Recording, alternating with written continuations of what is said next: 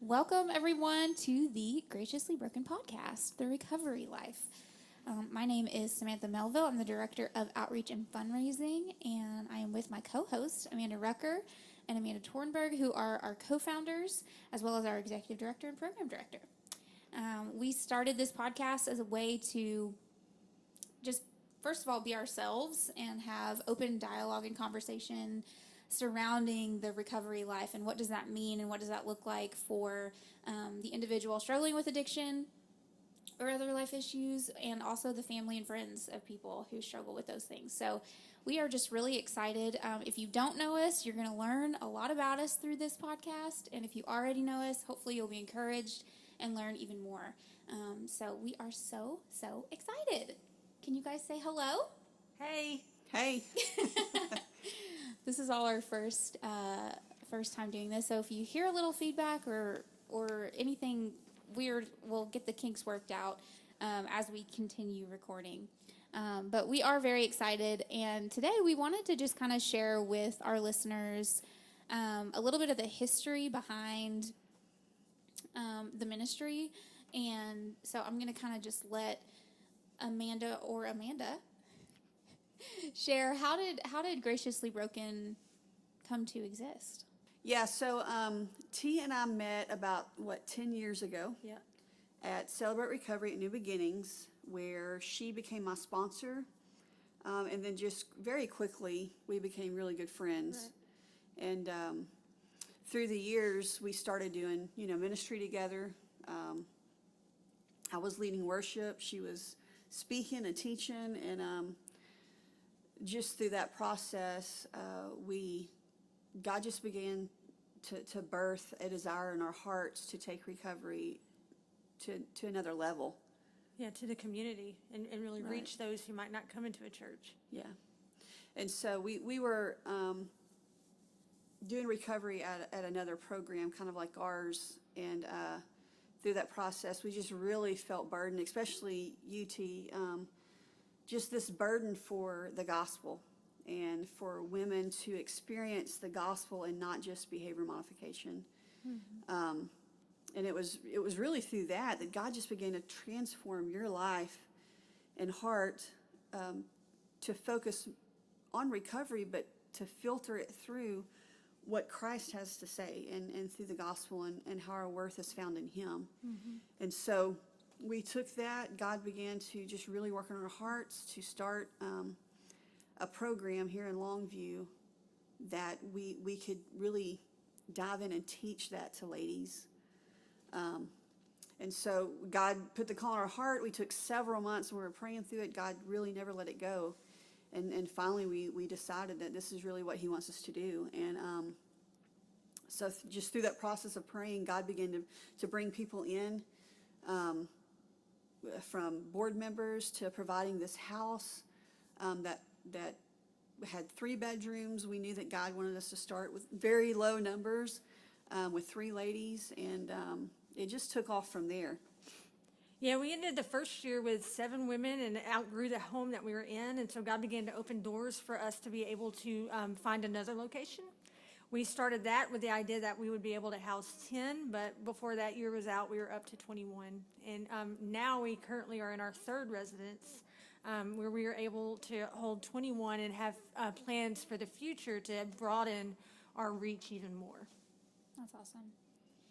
I like, and I know I've shared this with y'all before, but I like something that Rucker said, the difference between wanting to see behavior modification versus transformation. Mm-hmm. And I was at a conference once and someone said something similar, and it's easy to look at organizations like ours and kind of treat it like a business when that's not really what we are in the first place, but also kind of the idea of like we are not in the business of behavior modification. We're in the business of seeing true heart changing mm-hmm. transformation, and there is a huge distinction in that, because I think as a society we want people to look a certain way and sound a certain way and do this certain thing to then be acceptable. Mm-hmm. And although those things might not necessarily be bad in and of themselves, if you don't deal with the root issues and let transformation, like real transformation, happen, then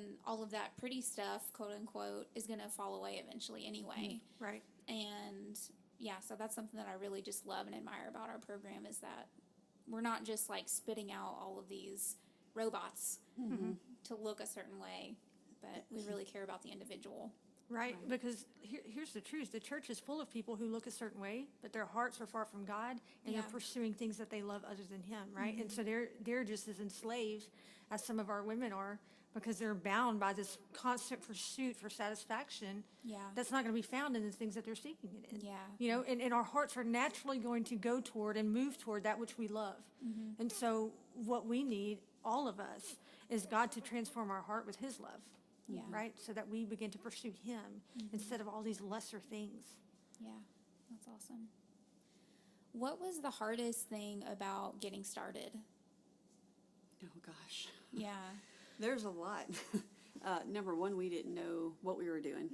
And we were completely oblivious to just how to start, how to get nonprofit status. But I think for me personally, and I think I could probably speak for Amanda, was having no, I'm trying to think of the right word, like, I had no knowledge, and I was basing that on my value or my worth to be able to be in something like this or be a part of something like this. And so I was very hesitant at first until God really supernaturally just gave me boldness to take that first step and to start making those phone calls, Yeah. you know. Right. Yeah, insecurity was our biggest Yes. hindrance and hurdle for us to overcome, is understanding that, man, we are not able, we are not equipped, we don't have all the answers. If you knew us, we're the least likely that God would use to do anything. Yeah. But then coming to this point where with all those insecurities, what they are, understanding that we're going to move out in His strength, in His power, in His might, and not in ours. And that, I mean, it took a lot. It took a lot for us to get there, you know. But Amanda's one of those people, or Rucker is one of those people who just, when it's on her mind, she gets things done. Yeah. You know, she says, okay, let's go. And so we start taking these steps, even though we don't know the final outcome. Yeah. But she was like, I'm going to move. I'm going to follow Him, even though I don't have it figured out. And so I'm just like, okay, do. You know, I'm going to go with you. And then He just really did what He wanted to do with it. It was crazy, and especially in the very beginning when we realized, okay, we've got our status, we've got our board, we've got a house, and we have one applicant, but we have no money in the bank. Like, we had very little money, and so we would have these little groups, like we would bring people over to our house before we started and just speak about the program and tell them about our hearts and what our vision was and what we want, you know, God to do. With knowing that, hey, we don't really have the money to do this, but just trusting that God was going to provide. And through those nights and through those groups, God began to just pour in money. So like That first week, we had our first month's rent paid for. And then we began to share that blessing. And as we shared it, we had people say, well, if they've paid for the first month, we want to pay for the second month. And then another one, hey, if they're going to pay for those, I want to pay for the third month. So before we ever got our first resident, the first 3 months of rent were covered. Yeah. You know? That's incredible. Yeah, and then we had tons of life groups coming and donating the furniture for the rooms and for the living room and for the kitchen, and people just pouring in however they could to really make it happen. That's why we say all the time that we were just kind of holding on, like letting God, Holding on for because dear life. man, He spoke into people's hearts. You know, Yeah. I think about in Scripture where I think it was Moses where he was calling them to donate, and then he was finally like, "Look, we don't need any more."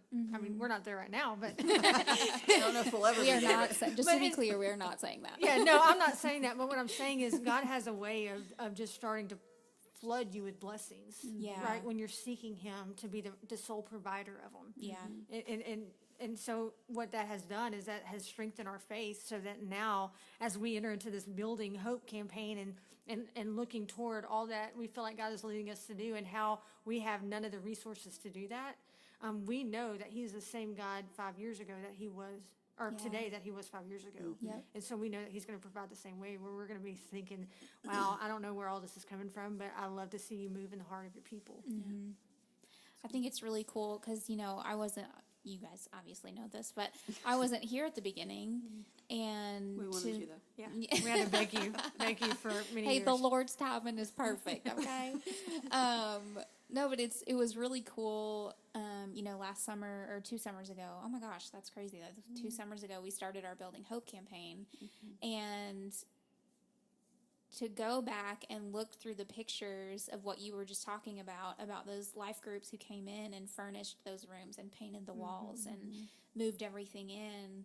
It's awesome in the best way. And then to also be a part of building this office and looking at the pictures and of life groups, putting up the walls of this building and looking forward to the future of our new building and thinking about all the people who will have a hand in that as well. Right. And just how, like you said, like God provides every step of the way. And from my perspective, it's not always the way that we think he will or the way we want him to, but it's always been exactly what we needed. Right. Even with this property. Right. Like, it has not been perfect and we've had a lot of hiccups, but every need is met and it's incredible. I just got distracted by a dog barking in the lobby somehow. I don't know what's happening. I don't even want to look. But I just think it's awe-inspiring, and I think it reminds us of, like, why we're actually doing what we're doing. Right. And I also feel like, sorry I'm rambling a little bit, but I feel like, those same insecurities, I think, still pop up their ugly heads. But it's almost a good thing because it reminds us that it isn't about us and it isn't based on how awesome we are, but on how good God is, and that he is our provider, and that this whole thing is bigger than us. And we are just called to be faithful to what he has put in our path. What do you think, what's hard right now, 5 years later versus at the beginning? What's the hardest part now? I think sometimes, God's going to be faithful, and he's called you to something, and so you're waiting with expectation for how he's going to provide it. But then at the same time, man, you see it too. You see the account, and you see I don't know how this is going to happen, and so sometimes, like, I think just continuing to believe is difficult. Does that make sense at all? It does. And this is, I don't know how anyone is going to take this, but like we've been told a couple of times that they're surprised that we're still open. And I am too. And I think, like, really thinking about your question, Samantha, like, what's the hardest part? I think it's that I don't really know how to say it other than it's been 5 years. We're still open. I believe God has more for us, but I can't believe we're still open. Like, because I know who I am. I know who she is. I know who y'all, but we know who God is. Right. Yeah. And so it's like, I remember that. And so it's like we have all of these plans. We have, where we feel like God is leading us for the future with this Building Hope Center and the fourth phase housing and the sober living housing. We have all these dreams that are good dreams that he's given us. But it's that what you're talking about, T, like the continuing with that faith that he's going to provide. Yeah. Like, how much more can he provide? Like, he's done so much for this ministry financially and just by providing hands-on things. And that's not including the heart change that we've seen in that resident house and of the alumni that have grown and that are still just pressing on and moving forward in their lives, Right. And it's kind of hard to answer that question for me just because last year was very difficult. And part of the year before. I mean, we went through a very difficult season as a staff, you know, and right now I feel like we are just in such a great spot. Like, all of us are fired up. We're working on our own issues that we have, and it's just been, I think a lot of us are in here with this expectation and this excitement for, God, we're ready. Like, we're waiting to see what you're going to do, you know? And so it's, I am grateful for not so hard of a season right now, you know, just to be able to enjoy seeing the changes that are happening, like Rucker said, you know, with these women, being able to see women giving their life to Christ and responding in baptism and seeing families being restored. I mean, we're getting to experience quite a harvest right now, and it's kind of exciting. Yeah. It's very exciting, and I think it's cool, like, the more and more people we have at graduation, and then, you know, just seeing our alumni grow too, and those relationships go through seasons too, and just keeping the faith in that. But also, like, you know, right before we started recording this, you came in and read someone's baptism quotes to us, that she just said that she wanted to get baptized, and that's why we do what we do.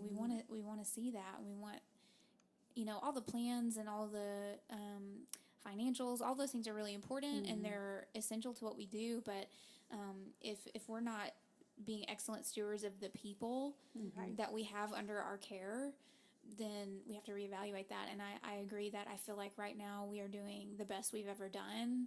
And I also think that our staff is, I think, first of all, the most united it's ever been. And I think a lot of that is because of your leadership, Rucker, Right. and your leadership in starting to pray every single morning together. As a staff, I think that has transformed our office. And we've only been doing it for like 2 weeks. So I just really love that too. And okay, so I want to know, what is like your favorite memory from the last 5 years? And it can be more than one, but I just know we've had some characters come through our doors, and there are lots of funny things that have happened. So I would love to know, just like, or if it's just, you know, what's your favorite part about being a part of GB? I think for me, when you say that, I think of one we had. She didn't graduate, but man, I loved her so much. And we would be in classes, and you have to just know her. She was so funny, but she would push me to that limit of, like, you know, just by her mouth and just her sarcasm, and push me to that limit to where I'm about to say something, and then she would be like, take it easy. Oh, you my know? goodness. And the thing is, where you think, okay, that was one too many, but the way who she was, Yeah. I just couldn't help but laugh. I would just laugh because it was like, take it easy, with this big old smile on her face, you know. Man, I loved her, but it was never a dull moment in those classes. Yeah. Never a dull moment. What about you, Ruck? Gosh, there's a lot of cool things. I'm trying to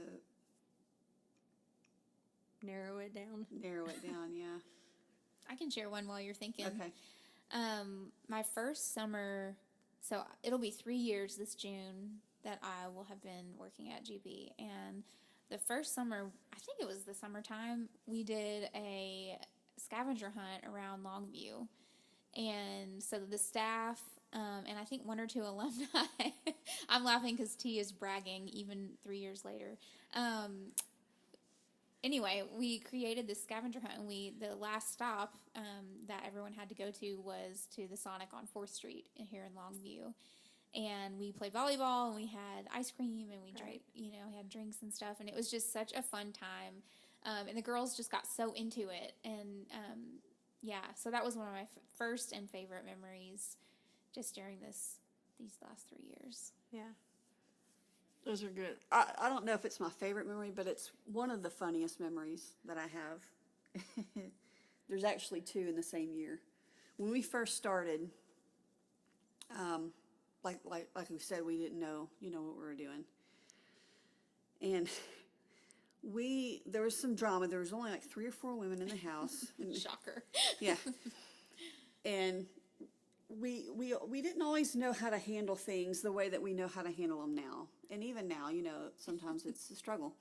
So we get a phone call from the head resident at the time describing what was going on. And so we were having, I think, steak with our husbands, with our kids, on a weekend. And they called us, and it was like the last straw. And I was just mad and foolish. And so we decided we were going to stop what we were doing, get in the car, and drive 30 minutes to the resident house and just go off on them and rip into them.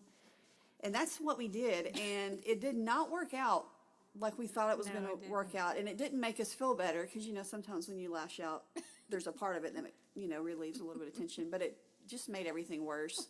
Especially when you're trying to teach them how to have effective communication. Exactly. And so we look back on it now and just laugh because it was real. We had no clue what we were doing. And I think that was probably the first real learning experience that we had of really how to deal with conflict. What not to do. Right, exactly. This is how you don't run a program. This is how you I think that's an important, like you said, an important lesson because you learn. In order to learn something, you have to make a mistake. Right. And then okay, I can do this better. And our God is gracious to cover us in those moments, Right. Yeah. So okay. I've never heard that they're story, dumb, so that's but really funny. it's going to be okay. Yeah. So That's he's good awesome. like that. Well, I would love to hear from one or both of you guys if, for the listener who maybe has never heard of Graciously Broken or barely knows us, how would you sum up what we're about in one or two sentences? I think our heartbeat, however you want to word it, is that women would experience hope and healing maybe for the first time in their lives as they come to understand the grace of God and the love that he has for them, and as they come to understand it and they grow in it, and then that heart transformation happens, man, that's what we want to see. Mm-hmm. That's what we want to see. Their circumstances could change, but if they don't ever get that, then it's for nothing, Right. And we don't want that. We want to see their lives forever transformed. And we want them to know. And two, I think that we want them to know that their worth and their identity is not found in the junk. Right. It's not found in the things that they've done or the things that's been done to them, but their worth and their identity is found in the person of Jesus Christ. Right. And a lot of ladies come in here and they don't understand. They don't know the church talk. They don't, But what's so cool about it is as they grow and as they are able to rest, not just in Jesus, but because some of them don't rest in Jesus right away, but they're actually in a safe place where they can let their guard down and to see that transformation. And it's like the light bulb comes on, and it's just really cool to see God work. But so I think that for me, it's Graciously Broken is about worth and identity being found through the gospel, the lens of the gospel, and that's where true life change happens. Right. Yeah. I knew better than to give you a 1 or 2 sentence limit. I know. But those were good. I'm sorry. No, don't apologize. It was good and important. I know that, for me, it's been a huge test of my faith in a good way and in a hard way. Yeah. And, I don't have a history of personal substance addiction, but it's very prevalent in my family, and so it's given me even more room and space to work through what that means for me and how to operate within my family. And I'll just be forever grateful for it, for sure. So thank you guys for sharing. Yeah. And thank you, everyone who is listening. Please make sure that you join us next time. We will announce our next post on our Facebook. So just keep your eyes peeled for that, and we'll see you next time. Bye. Bye.